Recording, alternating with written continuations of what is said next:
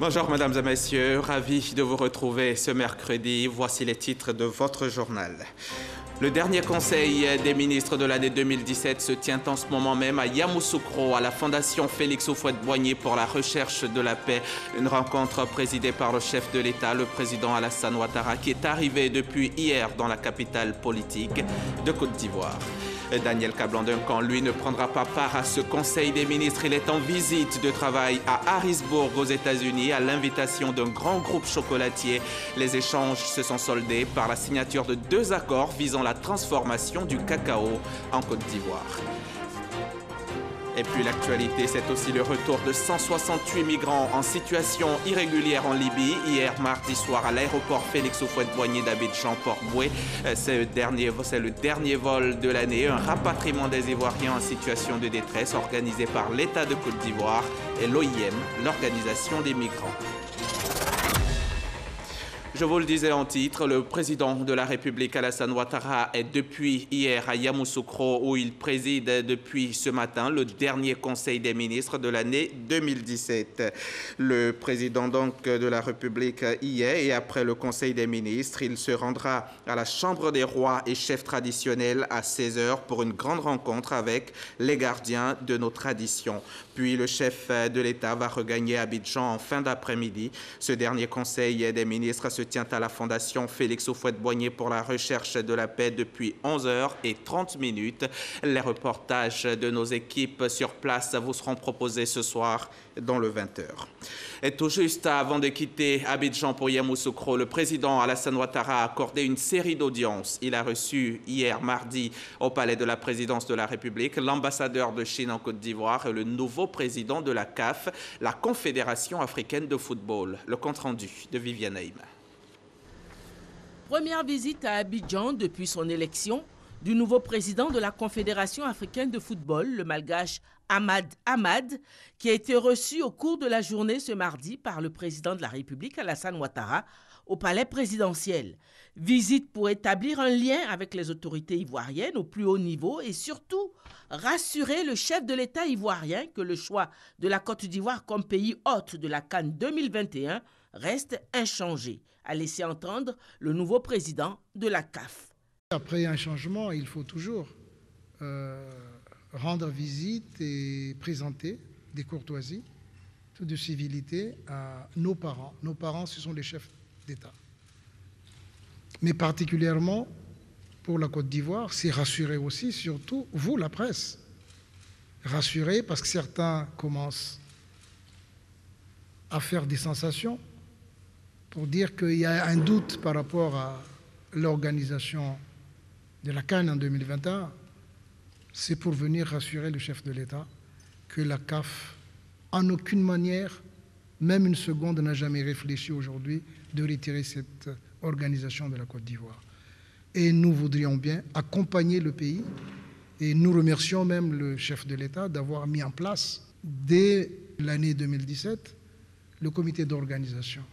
C'est un indicateur pour nous que le pays s'engage dès maintenant dans les préparatifs de l'accueil de ces compétitions.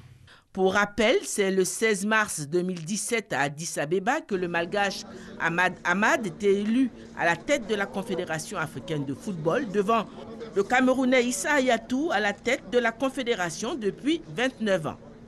Avant cette audience, le président de la République avait reçu l'ambassadeur de Chine en Côte d'Ivoire, son Excellence Tang Weibin. Le président de la Confédération africaine de football, Ahmad Ahmad, est donc à Abidjan depuis hier. Il a animé une conférence de presse au Sofitel Hôtel Ivoire et où il s'agissait donc pour le président de la CAF de faire le point de sa visite ici en terre ivoirienne. C'est un reportage de nos confrères de RTI Sport. Accompagné de ses proches conseillers en communication et de son premier vice-président, le Ghanéen Kwesi Nyantakyi, le président de la Confédération africaine de football, Ahmad Ahmad, a tenu une conférence de presse à l'issue de sa visite en terre ivoirienne. Objectif, faire le point de son bref séjour en Côte d'Ivoire à la presse nationale et internationale.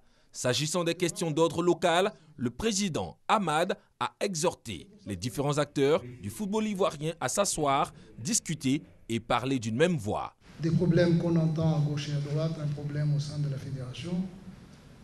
Si vous voulez un conseil, je peux vous donner un conseil en tant que parent du football africain, de ne pas laisser un acteur en dehors de la gestion du football.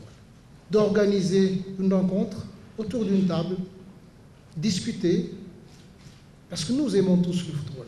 Concernant la CAN 2021 organisée par la Côte d'Ivoire, le président Hamad a indiqué être en total accord avec le calendrier de construction des infrastructures devant accueillir cette compétition. La décision prise d'attribuer la CAN à la Côte d'Ivoire en 2021, à aucun moment la CAF aujourd'hui n'a mis en doute la capacité de la Côte d'Ivoire pour l'organisation.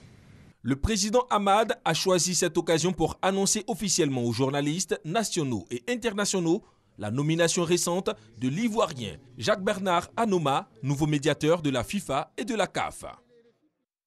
Daniel Kablan-Duncan, lui, n'est pas présent à Yamoussoukro, accompagné des ministres Mamadou Sangafoua Koulibaly de l'Agriculture et Jean-Claude Proulx de l'Industrie. Il est en visite de travail à Harrisburg aux États-Unis à l'invitation de Hershey, un grand groupe chocolatier. Le vice-président a eu une séance de travail avec les dirigeants du groupe et les échanges se sont soldés par la signature de 2 accords visant la transformation du cacao en Côte d'Ivoire. Sylvie Touré y a assisté pour RTI. Hershey Company, le leader américain de la transformation du chocolat, étend son empire. Courant 2018, une première usine sera implantée à San Pedro avec pour activité principale la fabrication de compléments alimentaires pour enfants malnutris. C'est l'objet du premier accord conclu avec la délégation ivoirienne conduite par le vice-président Daniel Kablan-Duncan. Ce que nous avons retenu dans un premier temps, c'est que ça permet déjà de nourrir 25 000 enfants au moins, qui parlent de 25 000 à 35 000, qui ont des problèmes donc de santé, qui ont besoin de suppléments particuliers. Et nous avons aussi retenu le fait que, à moyen terme, c'est-à-dire que pour 2019, nous pourrions donc, au lieu donc de prendre de l'arachide, utiliser donc les noix de cajou, qui sont notre production donc locale. C'est la Côte d'Ivoire est la première productrice du monde, avec plus de 700 000 tonnes, de manière à remplacer donc l'arachide par les noix de cajou, suite donc aux études qui vont être menées pour indiquer que c'est la même valeur nutritive. Dans le viseur de la compagnie, le marché sous-régional. La production pourra également être écoulée dans les pays voisins, frappés par la malnutrition infantile. Daniel Kablan-Duncan est encore plus heureux du second accord. Il concerne l'achat de produits semi-finis dans le domaine du cacao. Un véritable coup d'accélérateur à la transformation locale du cacao, estimé à seulement 30%. C'est-à-dire que ça va amener donc les gens à transformer davantage les sociétés qui sont sur place. Ils n'ont plus acheté donc les fèves de cacao, mais les produits qui ont été déjà transformés. Vous voyez donc ce que le président a demandé, qui souhaitait qu'on passe à une transformation de 50% de la production donc locale, va pouvoir se faire d'ici 2020. Avec une production journalière de 70 millions de chocolats Kisses, Hershey Company est plus qu'une success story, une véritable odyssée. Lancé en 1903 par Milton Hershey, un homme sans véritable formation académique, mais avec une vision, celle de conquérir le monde grâce au chocolat. La petite fabrique est au fil du temps devenue une usine, ensuite un grand groupe agroalimentaire. Aujourd'hui, Hershey, c'est toute une commune entièrement construite dans la ville de Harrisburg, en Pennsylvanie, avec les revenus de la compagnie, d'où son appellation de cité du chocolat. C'est donc un savoir-faire séculaire que les dirigeants du groupe entendent mettre au service de la Côte d'Ivoire. C'était un reportage de notre envoyé spécial aux États-Unis, Sylvie Touré. Ici en Côte d'Ivoire, Adama Koné représentait le gouvernement hier à l'Assemblée nationale. Le ministre de l'Économie et des Finances y est allé pour défendre 2 projets de loi. Le premier portant ratification du Compact et le second projet portant ratification de l'ordonnance numéro 2017-820 du 14 décembre 2017 portant création, attribution, organisation et fonctionnement de l'unité de suivi du programme Compact dénommé Millennium Challenge Account Côte d'Ivoire. Ces projets de loi ont pour objectif de faciliter la mise en œuvre du programme Compact de la Côte d'Ivoire, doté d'une enveloppe de 315 milliards de francs CFA. Cheikh Koné Aboubakar. C'est sans surprise que 32 des 43 députés qui composent la Commission des affaires économiques et financières ont adopté à la majorité ces 2 projets de loi, déterminants pour l'entrée en vigueur du premier programme Compact Côte d'Ivoire du Millennium Challenge Corporation. Une satisfaction pour le ministre en charge de l'économie et des finances. L'étape à suivre, c'est que dès l'année prochaine, nous mettons en place donc l'unité qui va s'occuper donc de la mise en œuvre de l'engagement que nous avons pris, qu'on appelle l'engagement compact. Et ensuite, à la fin de l'année 2018, nous aurons l'ensemble des projets avec les études qui accompagnent. Et en 2019, on commence donc à dérouler le programme. L'une des obligations formulées par l'administration américaine à l'endroit des autorités ivoiriennes dans la mise en œuvre de cette subvention financière était que tous les tests soient validés avant la fin de l'année. Un exercice auquel les députés se sont prêtés à travers l'examen minutieux de ces tests. Nous voulons féliciter le gouvernement de Côte d'Ivoire de sa capacité à trouver de telles ressources pour soulager des secteurs sensibles. Et le souhait des députés que nous sommes, c'est de faire une bonne utilisation de ces ressources, de sorte qu'à l'avenir, le pays puisse s'émanciper de dons. C'est le 7 novembre dernier à Washington, D.C. que la Côte d'Ivoire a signé l'accord de don du Compact Côte d'Ivoire du Millennium Challenge Corporation. Ce don de l'administration américaine qui s'étend sur une période de 5 ans va financer 2 projets prioritaires que sont l'employabilité et la productivité, ainsi que le secteur des transports. La BRVM a procédé hier à l'ouverture d'un 3e compartiment pour les PME et les entreprises à fort potentiel de croissance. La cérémonie s'est déroulée en présence du ministre de l'Économie et des Finances, Adama Kone, représentant le Premier ministre Amadou Gon Coulibaly. L'ouverture de ce 3e compartiment marque un nouvel envol pour la BRVM qui franchira un nouveau cap dans son ascension en élargissant son champ de rayonnement au premier moteur de croissance des économies africaines. Jean-Jacques Kouaméala.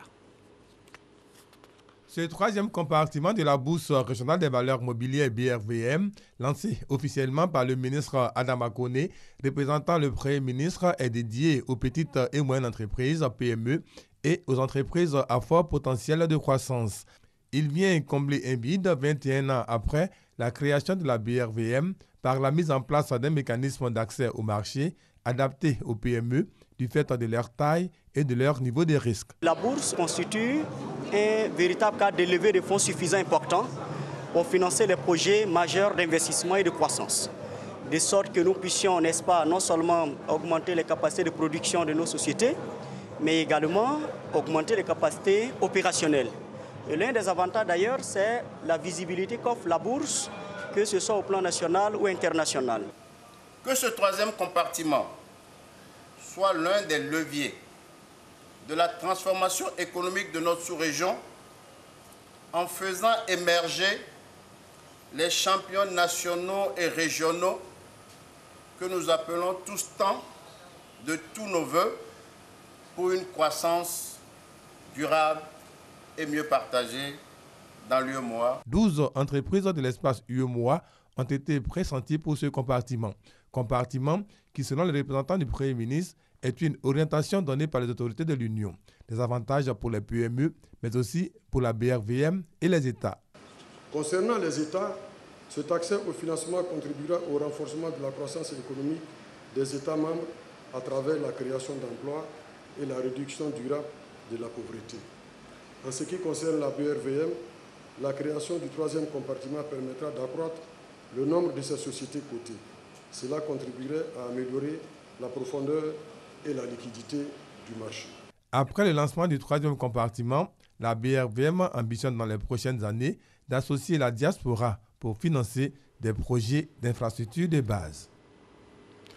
En dépit de certaines vulnérabilités, les perspectives économiques de l'Afrique subsaharienne sont bonnes. Ces mots sont du Fonds monétaire international. Dans son dernier rapport présenté hier mardi à Abidjan, le représentant de l'institution financière ici en Côte d'Ivoire annonce un taux de croissance de 2,6 en 2017 sur l'étendue du continent africain au sud du Sahara. Il s'exprime au micro de notre reporter Francis Boifo.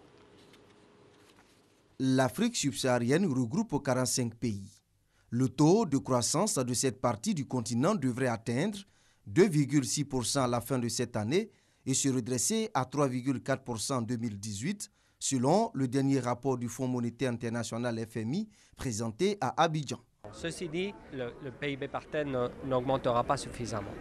Il y a aussi certains dangers, et ce sont des dangers auxquels il faut faire attention, surtout la forte accumulation de la dette. Et là, certains pays doivent commencer à mettre en place des politiques qui permettent de maîtriser cette accumulation de la dette. Pour maîtriser la dette, le FMI exhorte les pays à mobiliser plus de recettes pour la réalisation des projets de développement. Sur la question, les perspectives sont bonnes pour la Côte d'Ivoire, selon le représentant résident du FMI.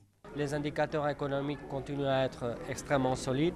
La performance du programme est aussi très solide. Mais ce qu'il faut maintenant, c'est pour vraiment atteindre l'émergence. Nous, le secteur privé, nous ne pouvons que nous en féliciter. Même quand bien même qu'il y a quelques points à améliorer, c'est le climat des affaires sur lequel il faut continuer à travailler. Avec une prévision de croissance de 8% en moyenne sur la période 2018-2020, la représentante de la Société financière internationale pense que la Côte d'Ivoire peut faire mieux au regard des acquis de ces 6 dernières années. La croissance de la Côte d'Ivoire est bien au-dessus de celle de l'Afrique subsaharienne. Nous espérons qu'elle va continuer aussi à augmenter et va atteindre un minimum de 15% avant 2020. Nous avons de la marge, nous devons travailler pour aller pourquoi pas à 15%. C'est possible. Faire des réformes, les appliquer et faire en sorte que chacun fasse son travail correctement. La croissance à 2 chiffres reste l'objectif à atteindre par les autorités ivoiriennes. Faisons encore un petit détour par Yamoussoukro où différents acteurs du secteur des télécoms et TIC et autres régulateurs, opérateurs et consommateurs étaient récemment en réflexion. Réunis à l'invitation de la RTCI dans le cadre du forum sur la normalisation, ils se sont penchés sur les mécanismes permettant de remédier aux problèmes de la qualité des services de télécommunication. On retrouve Cheikh Koné Aboubakar. 2 constats qui font ressortir, malgré les satisfactions, le besoin d'améliorer le service à la clientèle. On est en pleine convocation et les réseaux se coupent carrément. Et on ne sait pas pourquoi, c'est dû à quoi. Et les mêmes problèmes qu'on rencontre à Abidjan, pratiquement, c'est un peu partout au fait. Au niveau des réseaux, des antennes téléphoniques, tout marche bien. Les gens travaillent bien. Pour la couverture de l'ensemble de la population et la fourniture de services de télécommunications de qualité, étaient réunis à Yamoussoukro les opérateurs de téléphonie, les consommateurs et l'ensemble des parties prenantes.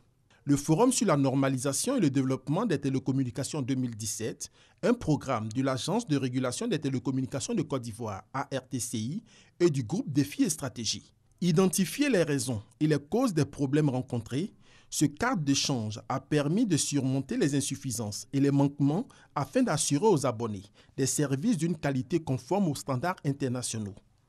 Aujourd'hui, il est possible de franchir ce qu'on appelle le fossé numérique, de franchir le gap et de relever les défis grâce au challenge extraordinaire de la transformation digitale qui est en train de s'opérer sous nos yeux et partout dans le monde. Le leitmotiv, l'intérêt pour nos autorités, c'est d'aller vers l'émergence très rapidement. Et le secteur des télécommunications constitue un socle important, un moteur important pour ce développement-là. Avec plus de 30 millions d'abonnés à la mi-2017 pour 3 opérateurs en service, le marché de la téléphonie mobile en Côte d'Ivoire a engendré un chiffre d'affaires de plus de 240 milliards de francs CFA au 2e trimestre de l'année 2017, faisant ainsi du marché ivoirien l'un des plus dynamiques dans la sous-région. Venons-en à présent à ces travailleuses domestiques. Elles sont âgées de 15 à 35 ans, voire plus, analphabètes ou déscolarisées pour la plupart. Elles sont nounous, bonnes ou gouvernantes dans les ménages. Plusieurs d'entre elles exécutent leurs tâches dans des conditions qu'elles jugent pénibles avec un salaire souvent au-dessous du SMIC. Et le métier reste assujetti au secteur informel. Quelle réalité pour cette catégorie de personnel de maison? Quelle carrière d'avenir dans ce métier? Gouvernante, nounou, servante, réalité d'une carrière éphémère. C'est un document signé Salimatou Dia et Christelle Menant du service des grandes enquêtes de RTI 1. 19h, Koumassi Sikoji, Bia Sud, sur une des rives de la lagune Ébriée. En face, Adjaoui. Pour rejoindre la presqu'île, chaque soir, une 50aine de travailleurs font la traversée à bord d'une pinasse. À Adjaoui, les loyers sont bas, très bas, à la portée des revenus très modestes. C'est le sort de Zéya, Sita et Safi, venus de leur Burkina Faso natal et depuis 7 ans, travailleuses domestiques à Abidjan.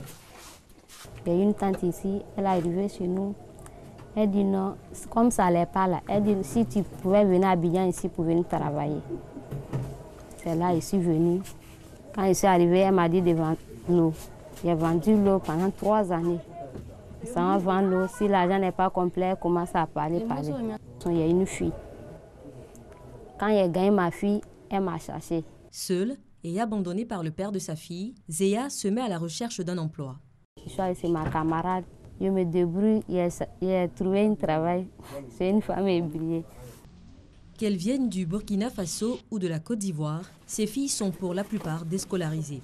Âgées de 15 à 30 ans, elles sont nounous, bonnes, cuisinières pour soutenir leur famille.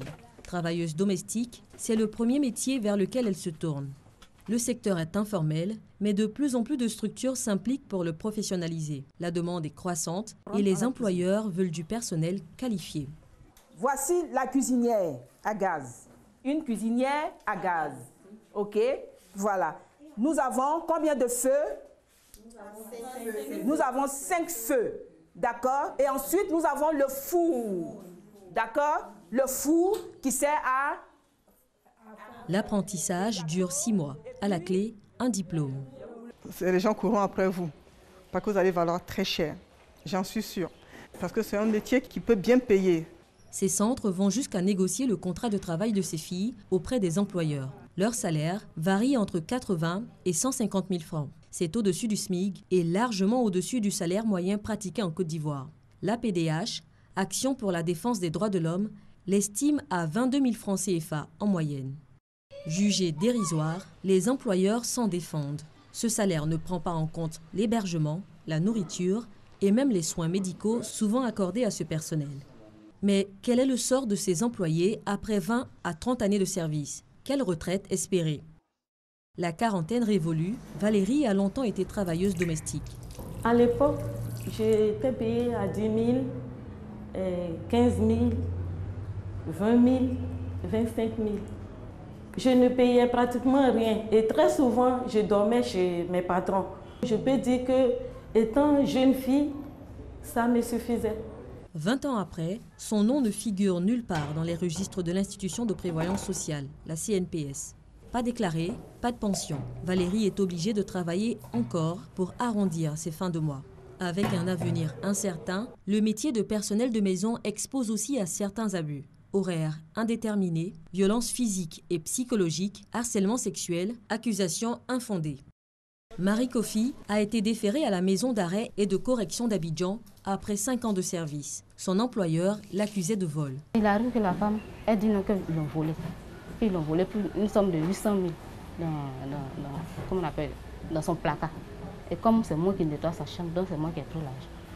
Maintenant, elle a une fille nièce à la maison. C'est elle maintenant. Je ne sais pas qui lui a dit. Elle tourne et puis elle s'enfuit dans mes affaires, elle fait sortir mon argent. Elle présente ça à la dame. Et elle dit que moi, j'ai volé, c'est moi qui ai pris l'argent de la dame. J'ai bouffé et puis c'est le reste qui est gardé. Je dis non, que ça c'est mon argent. On avait une fille ici, vraiment. Elle était comme une soeur pour nous. Parce qu'elle est venue ici, elle a fait plus de 3 ans. Mais un beau matin, elle est partie. Quand elle est partie, on a constaté que vraiment, elle a volé des pagnes. Même moi, mes pagnes, mes habits, mes pantalons, mes body et tout. Et quand elle est partie, elle a laissé que ses affaires ici. Quand c'est comme ça fait mal.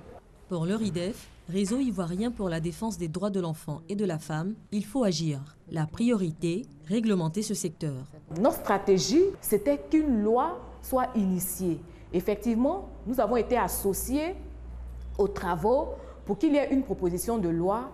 La proposition avait été votée en commission et nous continuons toujours le plaidoyer auprès de nos autorités parce qu'il s'agit d'une frange de la population qui est représentée, on va dire, à 90% par des femmes et des filles qui sont employées dans ce secteur. La CNPS, Caisse nationale de prévoyance sociale, participe également à la réglementation de ce secteur. Elle mène des actions de sensibilisation pour la déclaration du personnel de maison. En le faisant, ces derniers ont droit au même traitement et prestations que le salarié ordinaire, notamment en cas d'accident de travail et de congé. 3138 gens de maison sont déclarés contre 1 million de travailleurs domestiques à la besogne dans le district d'Abidjan. Selon l'APDH, 45% ont moins de 21 ans. Dur donc d'être travailleuse domestique et c'est peut-être pour cela d'ailleurs que les jeunes sont nombreux à avoir choisi de tenter l'aventure. Un choix qui n'est pas non plus sans risque. Des milliers d'entre eux en situation irrégulière sont détenus en Libye. Des Ivoiriens en détresse. Les autorités ne restent pas les bras croisés et organisent depuis plusieurs mois déjà des vols de rapatriement. Et ce sont 168 Ivoiriens en provenance de Libye qui sont rentrés hier grâce à l'État de Côte d'Ivoire et ses partenaires techniques. Alexis Ouedraogo était à l'aéroport pour leur accueil. On a traversé le désert du Sahara. Dans le bus qui les conduit du tarmac à la salle de contrôle, des chants, des rires. Ces 168 Ivoiriens retrouvent Abidjan après de longs mois passés à souffrir en Libye. Amadou, lui, a quitté Abidjan depuis 6 ans. 6 années à sillonner les pays du Maghreb pour atteindre l'Europe. Mais que de douleurs vécues. Comme porté par ses souvenirs, il donne de la voix et pousse la chansonnette. Au revoir l'Algérie, adieu la Libye. Dans le désert, il a perdu son frère, tué à bout portant par une milice. Cette nouvelle, il devra l'annoncer à sa mère. La vieille ne sait pas. Elle n'est pas au courant de quelque chose. Il a vu les trucs. Il a entendu aussi les trucs. Moi, il sait comment il veut l'expliquer. On est sorti pour elle, mais ça n'a pas marché. Mais aujourd'hui, moi ici, là, ça va la faire mal. Il a perdu mon grand frère, mais c'est seul Dieu qui sait ce qui s'est passé. Mais j'encourage encore tous mes frères qui arrivent à gagner 1000 francs dans les journées, 2000 dans les journées. Ils n'ont qu'à toujours rester dans le travail parce que la Côte d'Ivoire, c'est le meilleur pays en Afrique. Sur ces 168 Ivoiriens rapatriés, 3 femmes et une dizaine d'enfants, d'anciens migrants sont venus leur apporter leur soutien. Leur dit bonne arrivée et que désormais nous sommes chez nous. Oublions donc ce que nous avons vécu là-bas, les difficultés, et de prendre vraiment notre courage en main pour chercher à nous insérer. Outre des kits alimentaires, ces personnes bénéficieront d'un hébergement de 2 à 3 jours et d'un appui financier symbolique. Elles pourront également s'inscrire dans le projet de réintégration et de réinsertion du Fonds fiduciaire d'urgence de l'Union européenne mis en œuvre à travers l'OIM pour la mise en œuvre de projets collectifs ou individuels. C'est au total plus de 2330 Ivoiriens qui sont revenus en Côte d'Ivoire depuis 2015. Au total 1200 de la Libye. Quand nous faisons le point, c'est une excellente opération. C'est un gouvernement qui montre qu'il est aux côtés de sa population, qu'elle soit ici en Côte d'Ivoire ou à l'extérieur de nos frontières. Nous avions prévu d'autres opérations, mais la situation sécuritaire en Libye s'est constamment dégradée. Donc il est important aussi, même lorsqu'on veut faire de l'évacuation, de penser à la sécurisation des aéroports avant de procéder à ces opérations. Nous, aujourd'hui, nous avons 168 personnes qui sortent de cette fournaise et c'est une grande satisfaction pour nous. Face à l'immigration clandestine, la sensibilisation de proximité dans les familles et autres espaces d'échange reste indispensable pour que se brise le cercle vicieux des départs. Et parlons à présent environnement. Le ministère de la Salubrité, de l'Environnement et du Développement durable va bientôt mettre en œuvre un projet d'envergure. Il s'agit du projet de promotion de l'intégration des changements climatiques dans la planification et la budgétisation des politiques nationales et locales en Côte d'Ivoire. Pour y arriver, le ministère vient de bénéficier d'un appui financier important, un appui financier donc du Royaume de la Belgique. Reportage Fidèle Ligné dans un commentaire de Grace Kando. Depuis l'indépendance de la Côte d'Ivoire, 81,25% du couvert forestier s'est dégradé. Une situation due notamment à l'agriculture extensive, aux feux de brousse et à l'exploitation forestière. La Côte d'Ivoire entend élaborer des politiques d'atténuation et d'adaptation à la lutte contre les changements climatiques. Le projet mettra en œuvre un programme de renforcement des capacités des acteurs de l'administration publique ainsi que des collectivités territoriales. Nous espérons que lors de la révision du plan national de développement PND 2016-2020 en 2018, les politiques agricoles et forestières nationales et locales intégreront davantage les changements climatiques, la biodiversité et les services écosystémiques. Le Royaume de Belgique va appuyer la Côte d'Ivoire dans la mise en œuvre de ce projet par le renforcement des capacités des acteurs clés. Il s'agit de faire un diagnostic. Quelles sont déjà, pour l'instant, les politiques d'intégration des aspects climatiques aux différents niveaux. La deuxième étape, c'est de développer une méthodologie, afin de voir comment on peut intégrer les différents aspects aux différents niveaux en Côte d'Ivoire. 3 collectivités seront sélectionnées et vont bénéficier d'expertise et d'appui technique en matière de planification et de développement local dans les domaines de l'agriculture, de la foresterie et de la biodiversité. Vous allez le voir en image, l'appel à manifester lancé par le rassemblement de l'opposition à RDC a connu un écho limité ce mardi 19 décembre à Kinshasa. La capitale a certes un peu tourné au ralenti, mais moins que lors des récentes journées de mobilisation, et la marche prévue pour réclamer une fois de plus le départ du président Kabila n'a pas eu lieu. Le gouverneur avait interdit la manifestation et demandé aux forces de l'ordre de l'empêcher. Et c'est la fin de ce journal. Merci de l'avoir suivi. Bonne suite des programmes sur notre chaîne.